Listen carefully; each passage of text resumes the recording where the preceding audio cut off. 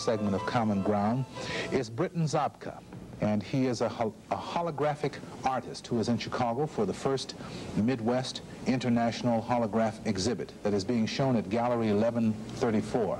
Welcome to Common Ground, Britton. With diffraction, diffraction is like light that would travel through my fingers from a laser, and it would break, when the light goes around my fingers, it breaks it into smaller wavelengths, photons. Photons is like what light is, a small electrical energy. And it breaks it into those smaller wavelengths. And the way that a hologram is formed is with the interference patterns. And the interference patterns is when you split the laser into two beams, you have two concentric circles happening upon each other, one upon the object, one is the object beam, and one is right onto the plate, which is the reference beam. So where these lines intersect, there's wavelengths have what you call crest and troughs, and where the light intersects at the crest is where it records that image's texture, volume, and shape. Just like if you were to drop two pebbles in the water, it would make concentric circles. And they overlap and they overlap. And where they cross, that's where the image is recorded. Just like, and with three-dimensional holography, where they intersect, like for instance with my arm, where all these waves intersect, when it's reconstructed again, that's how the hologram will exist. Exactly how it was in the space, whether it was like 2 feet from the plate or 3 inches. It reconstructs exactly how it was in real space. Okay, it's not only fascinating, but it's an exciting thing to see something different and something new. And it's very similar to Alexander Graham Bell saying, "Would you come in this room?" to the guy in the next room to him. That's a beginning level. The strange thing about the here and now, and I suppose it's with the here and now no matter where you are, that the beginnings of anything, it almost seems that we know so much in this world now that there are no beginnings of anything else new, and everything that has been learned is, everything that there is to learn is already learned. That's just not true at all. Right. This is Britton Zabka, and he is a holographic artist who is in Chicago for the first Midwest International Holographic exhibit, and he has been so kind as to take the time out and come and be with us. Thank you very much. This one we're going to be watching.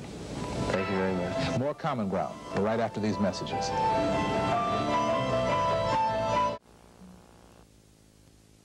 To change the way we see the world, and now it's pictures made with laser lights that seem to jump out at you and even move. They're holograms, the high-tech, three-dimensional images that may soon become as familiar as today's snapshots.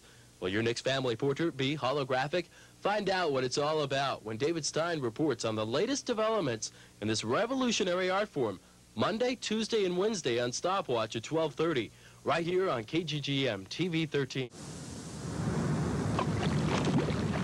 Throw 2 rocks into a pond and watch the waves roll out and collide with each other. That's what the great scientist Isaac Newton did centuries ago, and in doing that he realized that those wave patterns could help him understand the behavior of light.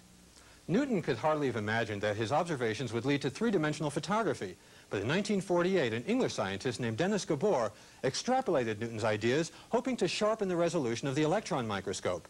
Gabor failed in that, but discovered something better: holography. The discovery, which won Gabor a Nobel Prize, was a new method of taking pictures. Unlike normal photos that just reflect light, holograms recreate the very patterns of light waves that three-dimensional objects send to the eye in the first place. The fancy name is wavefront reconstruction. This three-dimensional picture is typical of the basic holograms which startled the world back in the 1960s. Even more striking is this image, the newest development in holography, which successfully incorporates motion within a single plate. The earlier setup that we had was just a one-channel hologram, where with this system it's a much more complicated system. Instead of having one object, you're using film footage. And in that film footage, you're creating actually a multi-channel hologram of over 100 holograms that are set into a relief of a high-resolution glass plate. Little of the past. But tonight, our Ray Hearn gives us a look at pictures that in many ways do just the opposite. These images give us a glance at our future. This picture is far from ordinary. It's the product of our highest technology, the laser.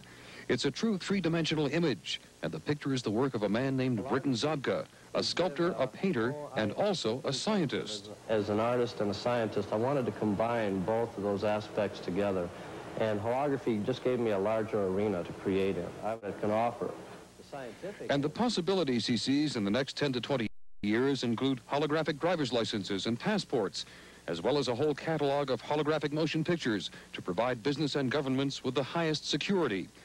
His collection of 15 holographic images will be on display at the Navajo Gallery in Albuquerque's Old Town through the end of this month. Holographic imagery is the wave of the future, science fact that generates fantasy about the way the world is and the way we see it.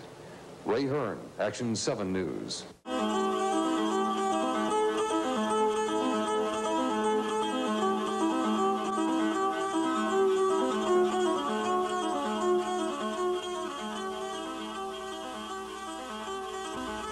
Our view of the world is changing.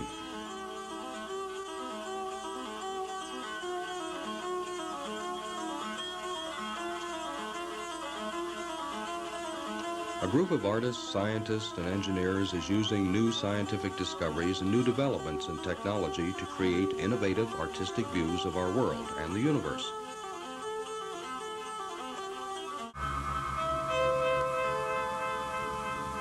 Britton Zabka specializes in the creation of holographic art. Zabka has pioneered several holographic processes, including the development of the first holographic movies. Combining a fine arts background with an enthusiasm for science, Zabka compares himself and his colleagues with the artists, scientists of history such as Leonardo da Vinci. Zabka sees no reason why there should be a division between creativity and science. Using a highly technical method, he has produced beautiful works of art and foresees a bright future for holography and all forms of technology. Zabka believes feature-length holographic movies will someday be a reality.